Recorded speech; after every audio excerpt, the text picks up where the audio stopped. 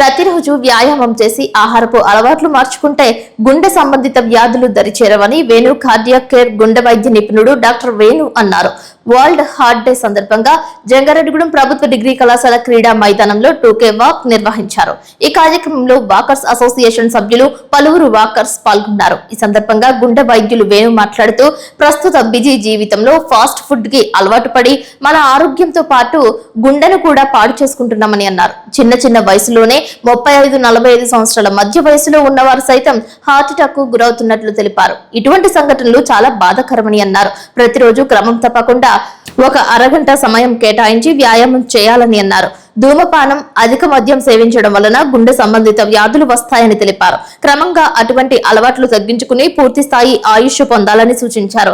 యోగా, ధ్యానం, వ్యాయామం విధిగా అలవాటు చేసుకుంటే రోగాల నుంచి బయటపడవచ్చని అన్నారు. తినే ఆహారంలో సైతం జాగ్రత్తలు పాటించాల్సిన అవసరం ప్రతి ఒక్కరిపై ఉందని అన్నారు. నేటి తరం సెల్ ఫోన్స్ అలవాటు పడిపోతున్నారని, ఓబకాయం వంటి రోగాలకు గురవుతున్నారని అన్నారు. గుండెను పదిలంగా చూసుకుంటే ఆ గుండె మనలను ఆరోగ్యవంతంగా తీర్చిదిద్దుతుంది అనే విషయాన్ని ప్రతి ఒక్కరూ గమనించాలని అన్నారు. వాకర్స్ అడిగిన పలు ప్రశ్నలకు సమాధానాలు ఇచ్చారు. పలువురికి టీ షర్ట్స్ పంపిణీ చేశారు.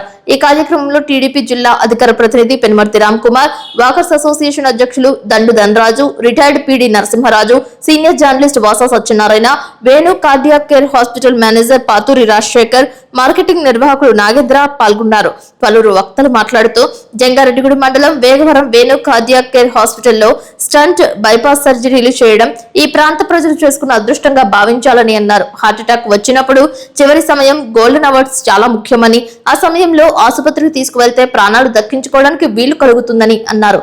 జంగారెడ్డిగూడెం పట్టణానికి చెందిన బుగ్గా సుబ్బారావు తన అనుభవాన్ని వాకర్స్ తో పంచుకున్నారు. నమస్కారం అండి, నేను డాక్టర్ వేణు. యాక్చువల్లీ ఈ అవకాశం ఇచ్చినందుకు వాకర్స్ అసోసియేషన్ కి మనస్ఫూర్తిగా కృతజ్ఞతలండి. మా పాయింట్ ఆఫ్ వ్యూలో డైలీ ఎక్సర్సైజ్ అనేది చాలా ఇంపార్టెంట్ అండి. అంటే ఎక్సర్సైజ్ అనేది యూజువల్ వాకింగ్ కానీ లేకుంటే ఏది ఫిజికల్ ఎక్సర్సైజ్ మనకి స్వెట్టింగ్ అనేది కొద్దిగా వస్తూ ఉంటే మనకి హార్ట్ ఇంప్రూవ్మెంట్ అనేది జరుగుతుంది. అంటే వెజల్స్ అనేవి గ్రో అయిపోయి మనకి ఏదన్నా చిన్నపాటి హార్ట్ అటాక్ వచ్చినా కూడా దానికి అదే టైం ఇచ్చుకునే ఆస్కారం అనేది ఉంటుందండి మనకి ఎక్సర్సైజ్ చేయడం వల్ల. సో మనము ఫస్ట్ థింగ్ ఏంటంటే మన ఆహారపు అలవాట్లే మోస్ట్లీ మనకి ఈ జబ్బులకు కారణం అనే అనిపిస్తా ఉంది ఈ మధ్య కాలంలో. ఎందుకంటే 30-40 ఇయర్స్ 45 ఇయర్స్ కే మనకి ఆల్రెడీ హార్ట్ అటాక్స్ అనేవి వచ్చేస్తా ఉన్నాయి. అవి చూసి మాకే అనిపిస్తా ఉంది. నిన్న ఒక పేషెంట్ చూస్తే 40 ఇయర్స్ కి ఏం రిస్క్ ఫ్యాక్టర్స్ లేవు, ఒక పెద్ద నరం బ్లాక్ అయిపోయి హార్ట్ రేట్ అనేది 40కి పడిపోయింది. సో ఆ కండిషన్ లో మనం పేస్ మేకర్ వేసుకొని అవన్నీ చేయాల్సి వచ్చింది. సో మన దగ్గర నుంచి మన జాగ్రత్తలు వచ్చేసరికి ఫస్ట్ ఫుడ్ హ్యాబిట్స్ అండి. తర్వాత మన స్క్రీన్ టైం అనేది చాలా పెరిగిపోతుంది. ఇప్పుడు అందరిది పెరిగిపోతుంది. ఆ రీల్స్ చూసుకుంటూ అలా కూర్చోవడం అనేది జరుగుతూ ఉంది. మోర్ దెన్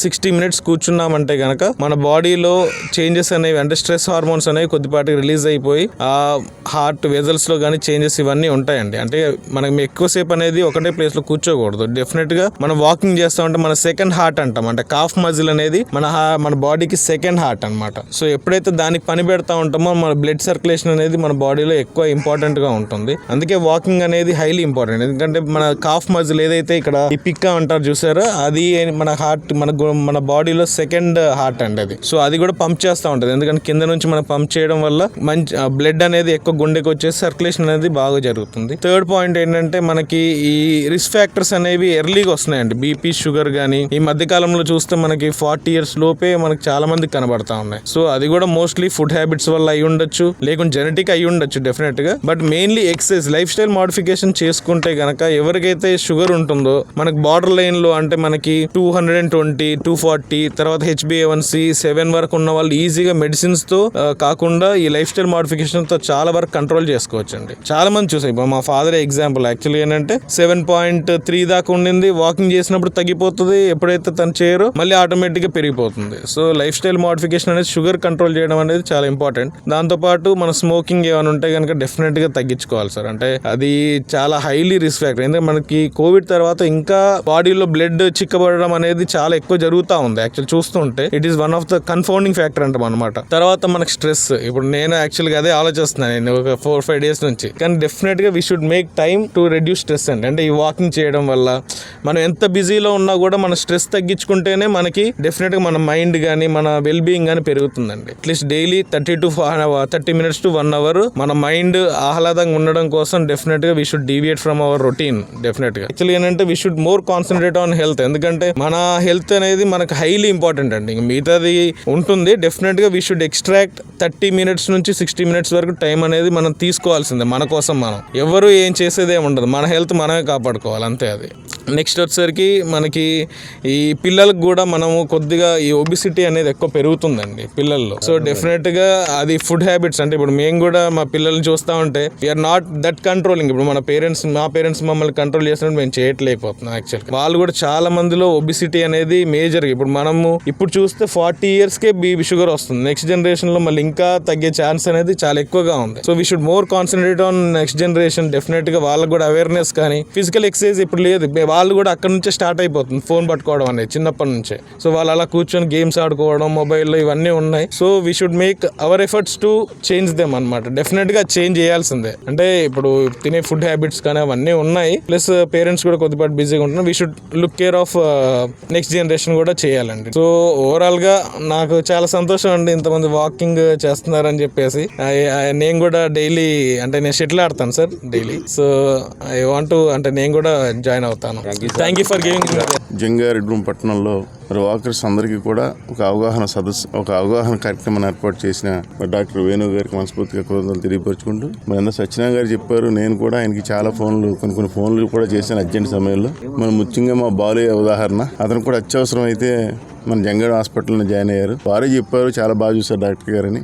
అతి తక్కువ కాలంలో మంచి పేరు తెచ్చుకున్నారు. మరి ఓపెనింగ్ రోజున కూడా చెప్పాం మనం, జంగారెడ్డి ప్రాంతంలో ఎవరైనా ప్రేమగా లాభాక్ష లేకుండా చేస్తే మంచి ఫ్యూచర్ ఉంటుందన్నాం. అతి తక్కువ టైంలో మంచి పేరు తెచ్చుకున్నారు. అలాగే ఈరోజు మరి ఆహారపు అలవాట్ల గురించి చెప్పారు. అందరూ కూడా సెల్ ఫోన్ మీద ఉన్నటువంటి శ్రద్ధ ఆరోగ్యం మీద చూపించట్లేదు. మరి ప్రతిరోజు యోగా కానీ వాకింగ్ కానీ నిత్యం చేస్తే మరి గుండె సురక్షితంగా ఉంటుంది, మన ఆరోగ్యం బాగుంటుంది. ఈ యొక్క అవకాశాన్ని అందరూ కూడా ఉపయోగించుకుని ప్రజలు ఇంకా అవేర్నెస్ నెక్స్ట్ ఇంకా వాకర్స్ అంటే ఆల్రెడీ ఇంచుమించుగా దీంట్లో అందరూ హెల్తీ పర్సన్స్ ఉంటారు. ప్రజలకి నెక్స్ట్ ఇయర్ బాగా పెట్టి వందలాది మందితో మంచి కార్యక్రమం చేయాలని మనస్ఫూర్తిగా కోరుకుంటూ ఇంత చక్కటి ఈరోజు వరల్డ్ హార్ట్ డే సందర్భంగా జంగారెడ్డిగూడానికి ఒక గొప్ప వరంగా వచ్చినటువంటి doctor Venu multi speciality hospitals నుంచి డాక్టర్ వేణు గారు ఈరోజు మన డిగ్రీ కాలేజీలో వాకర్స్ అందరినీ కలవడానికి రావడం జరిగింది. మరి వాకర్స్ అసోసియేషన్ అధ్యక్షులు దండు ధనరాజు గారు, మన ఫిజికల్ డైరెక్టర్ విశ్రాంత ఫిజికల్ డైరెక్టర్ నరసింహరాజు గారి ఆధ్వర్యంలో ఈరోజు మన అందరం ఇక్కడ గ్యాదర్ అవడం జరిగింది.